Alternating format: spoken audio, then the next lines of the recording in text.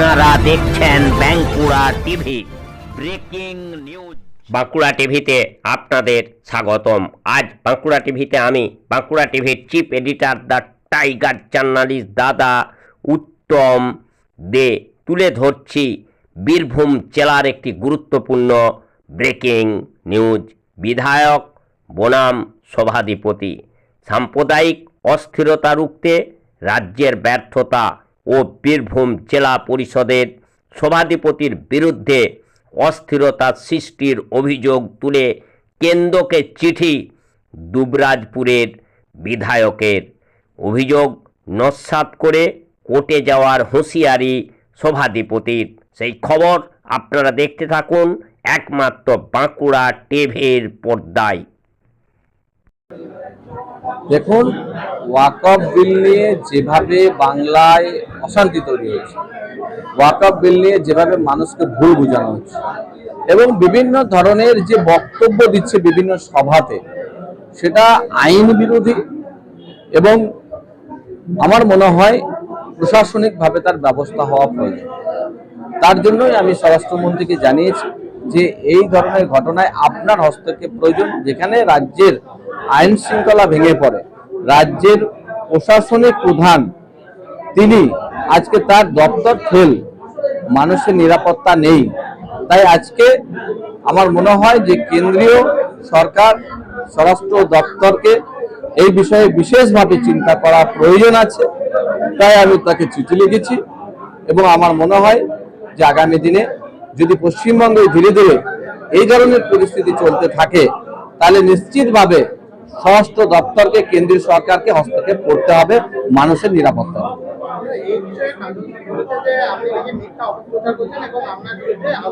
দেখুন, মিথ্যা অপপ্রচারের বিষয় কি আছে সেটা উনি বলতে পারবেন, কিন্তু আমার বক্তব্য হলো যে ধরনের বক্তব্য বিভিন্ন মঞ্চে বিভিন্ন নেতারা দিচ্ছেন, সেটা কিভাবে দিচ্ছেন, কতটা তারা আইনের দিক থেকে সঠিক বলছেন, সেটা তো সময় কথা বলবে।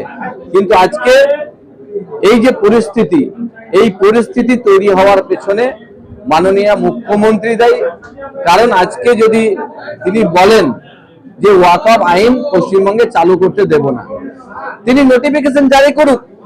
তার যদি ক্ষমতা থাকে এই আইনের বিরুদ্ধে একটা নোটিফিকেশন জারি করে দেখাক পশ্চিমবঙ্গে, সেটা তো তিনি করতে পারছেন না।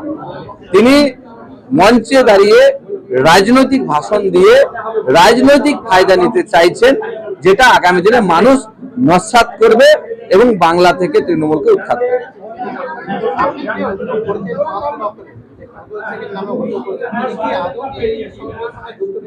দেখুন, এই বিষয়ে প্রশাসন তার বিষয় কিভাবে সেই বিষয়গুলো দেখবে, তাদের প্রশাসনের বিষয় আছে।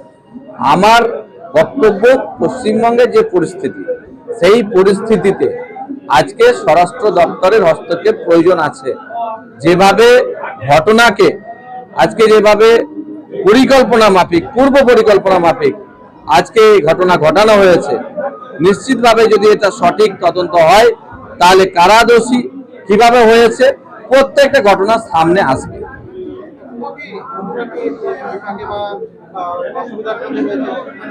কারা বর্তমানে নিশ্চিতভাবে আজকে যারা ঘর বাড়ি ছাড়া হয়েছে, তারা প্রত্যেকেই অসুরক্ষিত, ঘটি মাটি বাটি সব কিছু ছেড়ে আজকে নিজের জেলা ছেড়ে অন্য জেলায় ক্যাম্পে আজকে থাকতে হচ্ছে। যদি আজকে আপনাকে আপনার বাড়ি ছেড়ে যদি চলে যেতে হয়, তাহলে আপনি কতটা অনুভব করবেন পশ্চিমবঙ্গে, আপনি কতটা নিরাপদ?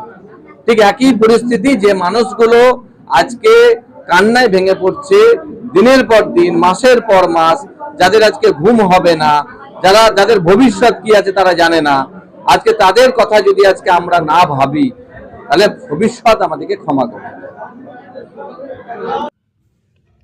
দুবরাজপুর বিধানসভার বিধায়ক অনুপ সাহা আপনার বিরুদ্ধে স্বরাষ্ট্র মন্ত্রকের কাছে চিঠি দিয়েছে। আপনি ধর্মীয় বিভাজনের জন্য উস্কানিমূলক মন্তব্য করছেন, এই বিষয়ে আপনার কি প্রতিক্রিয়া? সর্বপ্রথমে বলবো, অনুপ সাহা টিআরপি বাড়ানোর চেষ্টা করছে।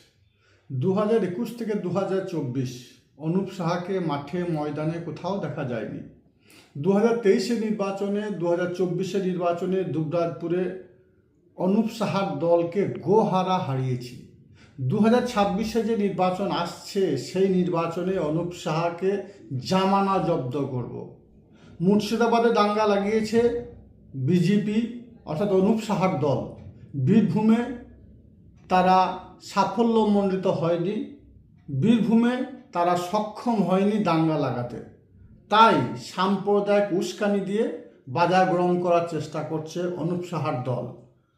আমি এর বিরুদ্ধে আইনের দ্বারস্থ হব এবং অনুপ সাহার সঙ্গে কোর্টেই দেখা হবে।